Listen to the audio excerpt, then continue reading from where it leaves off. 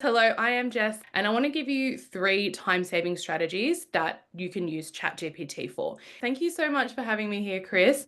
I'm really hoping that I can add a lot of value, and just based on what I've heard already, I know that you're in amongst AI and ChatGPT, but I'm hoping that I am going to be able to give you maybe a different way to use it or a different way to think about it. So thank you so much for having me.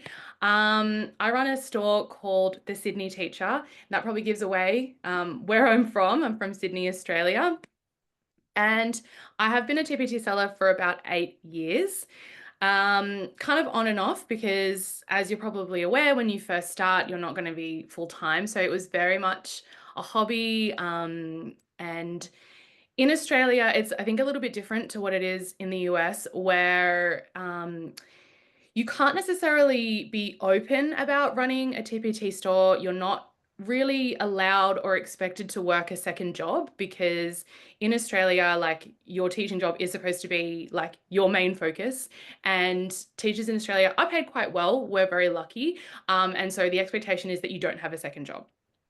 And so when you start a TpT store in Australia, it can be very kind of scary and nervous. You can be very nervous about diverting your attention from your main job. So a lot of Australian teachers start very slow and sort of like with a little bit of secrecy because it's sort of like, are we allowed to do this? Are we not allowed to do this? So it's a very interesting landscape to be a TpT seller in Australia. So when I say I've been a seller for 8 years, I definitely have been, but it has not been at sort of like where I am now, where it's, full time, where I'm really taking it seriously because I've stepped back from the classroom a little bit. And I say full time in the last 3 years because my oldest son is 3. So I have been juggling, obviously being a mum, being a TpT seller. So full time is never really full time, like 5 days a week, 9 to 5. It is, and I have a baby who's 6 months old, so it's like doing it in his nap time, as well. So full time, with that caveat. I'm just not at school, I suppose. Um, this is my TpT store. It's Australian curriculum resources for years 3 to 6. I don't really sell to American teachers because I've really niched down on the Australian curriculum, and there are far fewer Australian teachers than there are US teachers. But because I have been around for a while and I have built up a reputation for having really good quality Australian resources, I am able to make more than enough from like a smaller population. I also have my own website, and the majority of my sales actually come from my website. So that is because I have quite a successful Instagram. I have about 30,000 followers on Instagram, and all of my marketing goes to my website. So I'm definitely on TpT and started there, but now I definitely focus on my own website. So I have those 2 platforms. I also have, like I said before, my own sort of membership and digital course, which is not currently open at the moment, but it's called the Teacher Seller Masterclass. And that is where I have a number of video lessons and modules that takes teachers like yourself through a program of learning how to start their TpT store. The benefit of my program for Australian teachers is that there are some lessons in there specifically about what it is like to be a TpT seller in Australia, because as I said, there is a little bit of confusion around whether or not you can start a TpT store as an Australian teacher who works for, the Department of Education or the state that you're living in. So that is something that stops a lot of teachers. And so I created this program to basically help Australian teachers overcome their concerns and navigate, I guess, the legalities of starting a side business. So that's something I do as well. So I have Instagrams for both, and they're the 2 different sides of my business. All right, so today I said I was going to do AI, but I wanted to be a little bit more specific and just talk about ChatGPT for TpT sellers so that we're not looking at lots of different forms of AI.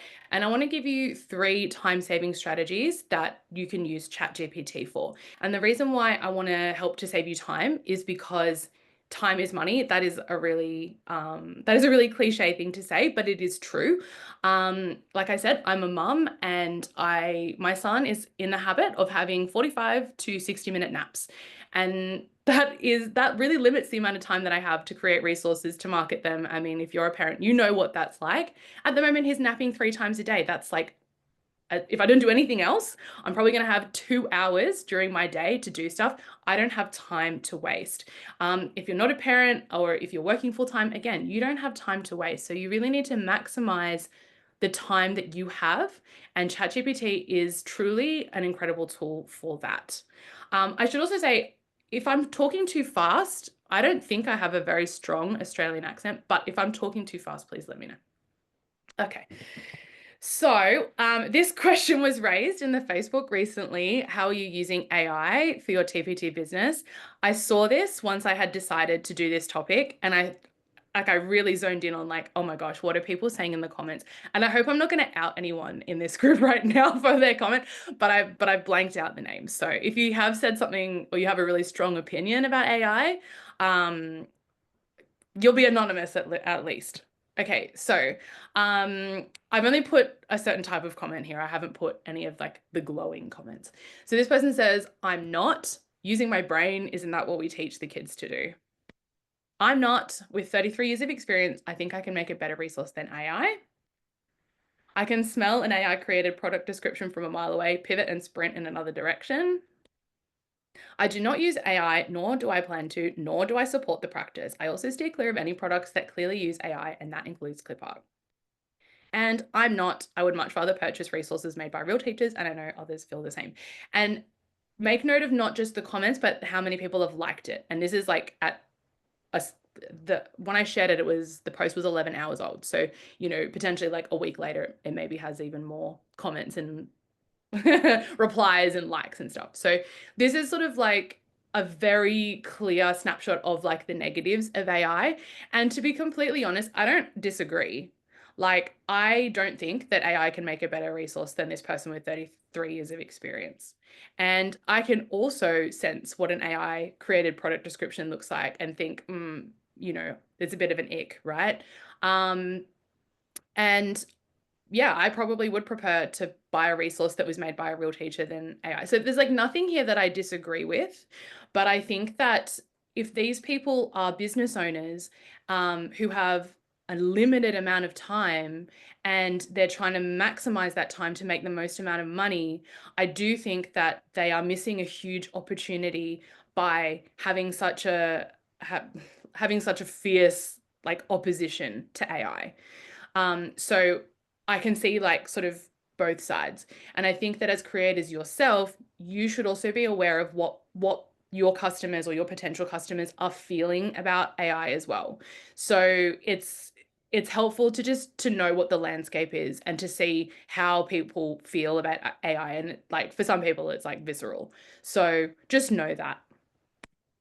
So I would like to know, just by a show of hands, how many of you are using AI in your business? Not necessarily just ChatGPT, but just AI in general. Show of hands. Okay. Yeah. I went to a talk recently with someone who was like, lots of people say that they don't use AI, but everybody does. Like spell check is AI, for example. So you can't necessarily be like, I never use AI. I will never, ever use it ever. It's like, it's sort of in our world in a way that you don't always know, like even Grammarly is AI. There's lots of AI out there. Okay. So lots of you are using it in your business.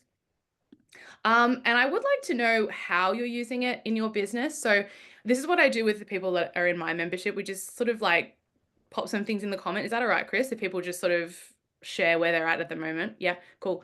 If you want to just pop in the chat, you don't have to write a really long paragraph or anything, but maybe just share a little bit about how you're using AI at the moment. I loved hearing about that chat bot that the person from last month was using. That's really cool. So I'm going to show you exactly how I use AI, ChatGPT, in my store to save time and money. And I'm going to share the exact examples and then the prompts that I've used as well. So these are the three ways that I use it, and then I'm going to go through each one with examples and prompts. So I use it for content generation, customer service, and writing marketing copy. So for content generation, one of the products and one of the examples I'm going to give is for writing short stories and informative texts, because I can do that, but writing is not easy. So it's really, really good to get ChatGPT to come in and help you with that. And this is the specific resource that I'm talking about, that I used ChatGPT for. So it's figurative language short stories. I wanted to create a product that had multiple short stories in it. So this would take a really long time if I was just doing it by myself. And I wanted these stories to have figurative language in context, because a lot of the time, well, what I was finding was the teachers on my team were doing figurative language or teaching figurative language in isolation. So like, this is a simile, this is a metaphor, this is alliteration. And it really wasn't sticking. And then the other side of that would be, okay, you go and pick up a book and you try to find figurative language in context, but you could read 10 pages and have one metaphor. And then you spent all of that time looking for, really high quality examples of figurative language and not be able to find it, or not be able to find it in a way that would make sense to a child. So I thought, okay, this is the type of resource that I want to create. And the important thing is it's my idea. And that is important because if you rely on ChatGPT and you go to chat, this is my belief, if you go with a really broad idea, then you're going to spend a really long time going back and forth trying to refine that. And you're not starting with your customer in mind. So as an experienced year 5 and 6 teacher, I've started with the problem. It's really time consuming to find figurative language in context from actual texts. And also, I want to be able to teach figurative language in context and not in isolation. So I have the problem, I have the needs and the wants of teachers in my niche. So I've started with that. And then I've gone to ChatGPT and I have been really specific, not only about what I want, but about like the topic. So write a short story, 150 words about a food fight breaking out in the staff room. The text must be suitable for year 4 students and include a simile, a metaphor, and alliteration. So if I just said, write a short story that includes figurative language, that is going to be probably like a short story worth of text. It's going to be using like lots of sophisticated language, and it's going to be really hard to basically edit and refine. So I've given it something quite specific. And then this is basically what the resource looks like. So there it is, the food fight. The staff room was a sanctuary of quiet calm, a place where teachers could relax and unwind from the chaos of their classrooms. And the really good thing about ChatGPT is that if for some reason I can't determine what is a simile, I would basically say, okay, write this piece of text, and then what is the answer? So it will say like, okay, this is where the simile is, this is where the alliteration is. So I'll kind of come back to some other considerations after. I'll give you some more examples.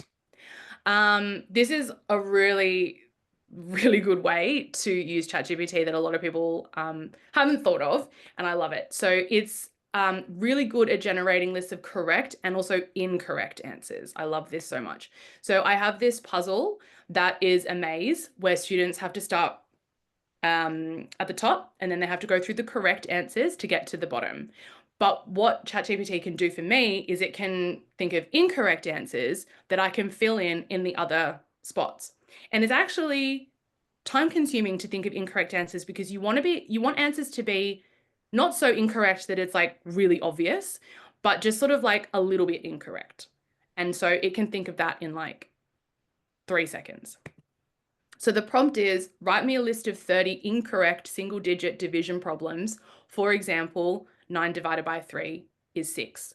So that's super specific as to what I want and how many I want. And so what I do in this particular activity is I have put in all of the correct ones. I have mapped out the path. I've got the answer sheet basically. And ChatGPT could do the correct ones as well, that's fine. But then with the list of incorrect ones, I then just put that into place. So it's my idea, it's my original thought, and it's just helping me to fill out the questions.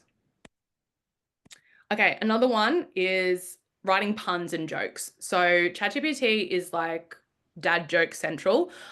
Really, really good at thinking of lame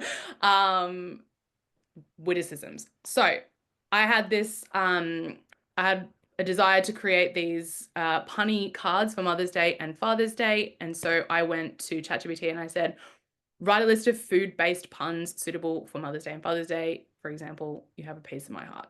I would sit for hours trying to think of puns because that's just not the way my brain works. But ChatGPT, it's got your back for that kind of thing. Like it is peak dad joke. So short stories for informative texts, generating lists of correct and incorrect answers, writing puns and jokes. That's just a general overview of 3 different ways I have used ChatGPT in actual products that I sell. Now, I want to just basically go through some copyright considerations because that is important. So ChatGPT content is not copyrighted, and it says under Australian and US law because it's not created by a human. And the user rights say that the output that is generated is the copyright belongs to you. But I guess the thing that you have to be aware of is that there's no guarantee of uniqueness, that users should be aware that the same response may be generated for different users asking similar questions, meaning you may not have exclusive ownership of the output. So that is why, oh, wait, I'll also say this. ChatGPT outputs may also unintentionally reproduce existing copyrighted material, okay? And you could be liable.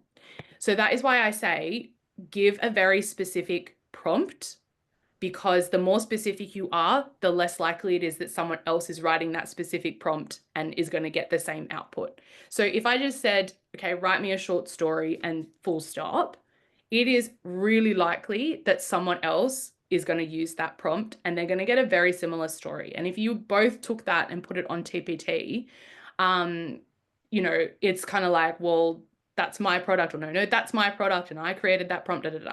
So when I said like create a short story that's aimed at year 4, it's about a food fight in the staff room and it's going to have a focus on figurative language, I am increasing the uniqueness of the output, and I'm covering myself. And I'm also making sure that the people who before were really objecting to AI are hopefully not going to know that it's AI. Not that I would, if someone asked me, I would say, but I'm not going to be advertising that.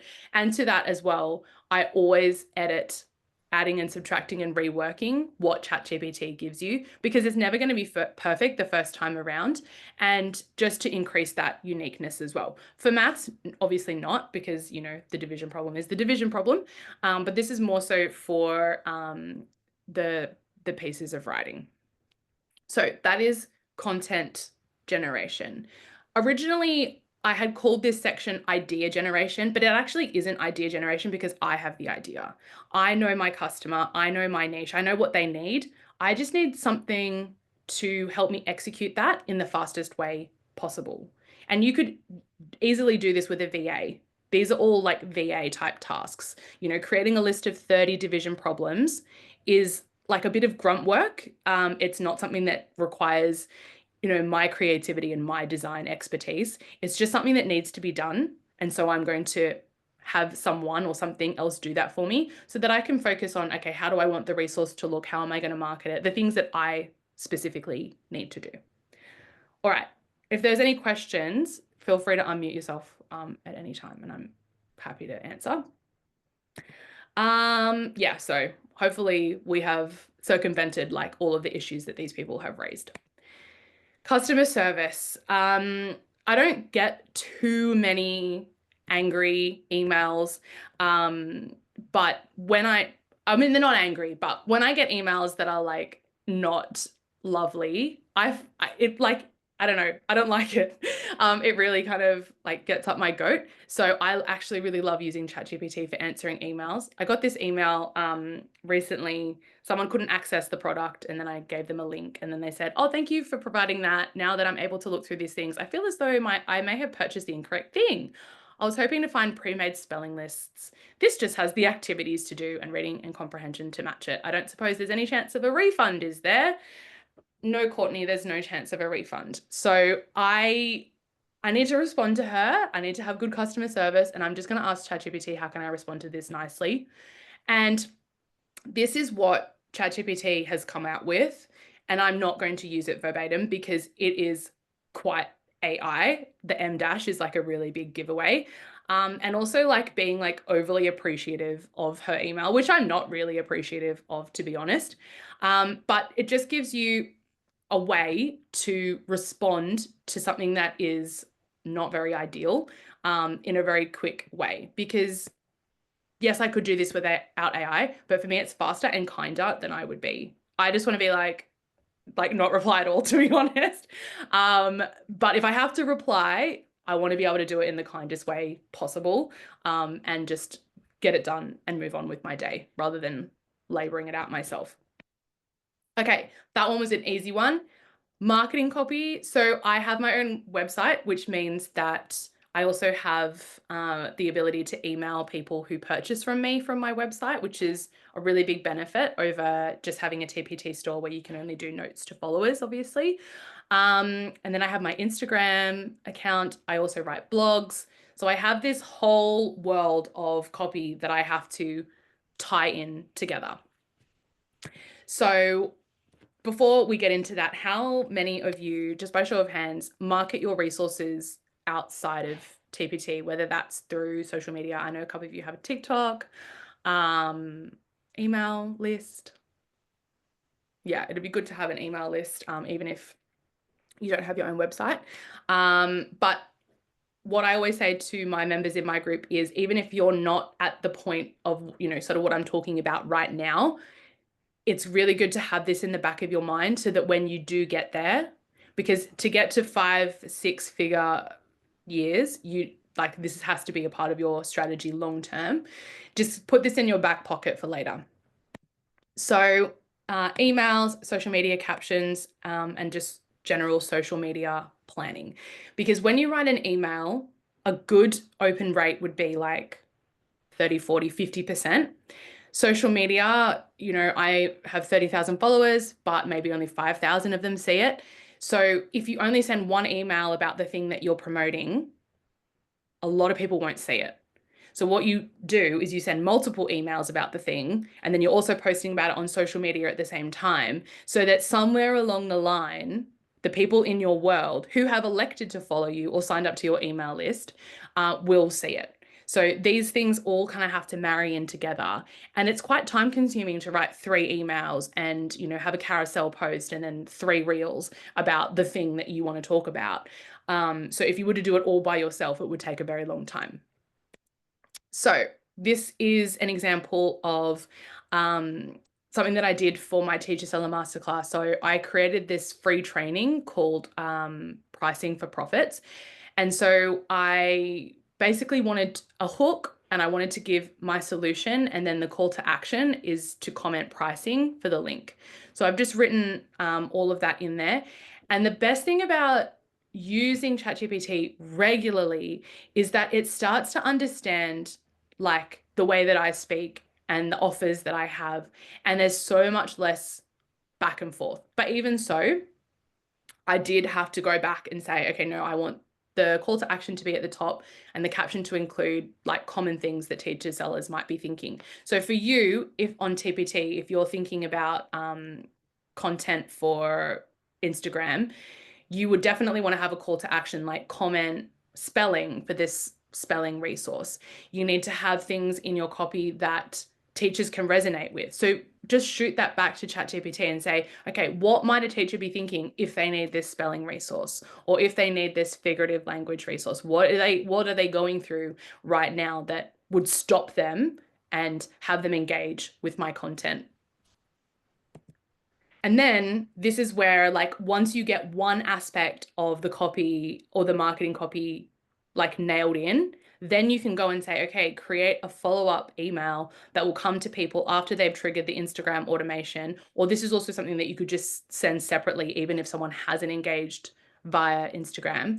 And then just more details about that. So it'll give you the subject line, it'll give you the email, and it will say all of the things that you've kind of worked through in the first prompt again, but in a slightly reworded way for email. Because ChatGPT is actually really good at changing sort of the tone and the style of messaging depending on what kind of like content it is. So then if I went back and said, okay, write a blog post about this, it would write long form content that hits on the same types of things, but in a slightly different way. So just keep going back and asking for more, and it will keep reproducing. And also, I'm sure you know this, but just saying like, no, that's not what I am looking for. It sounds too salesy or it sounds too AI. Go back and rewrite it, and you can be really firm. So that's the end of the email that I sent.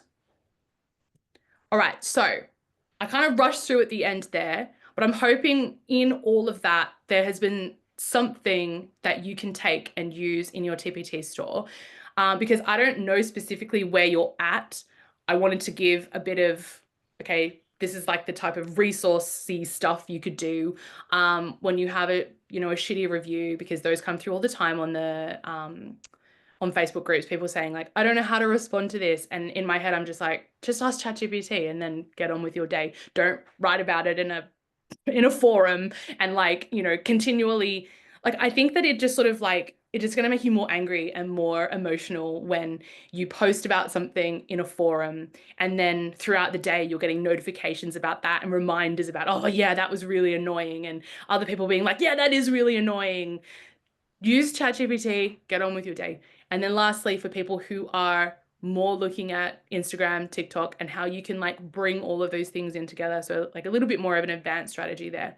So I don't know, is there anything there today that has made you think about how you might use AI in the future or in your store? I would love to know. So if you could put something in the comment. Hopefully you've learned something. I don't know what your previous presenters have done. So yeah, hopefully there's something there.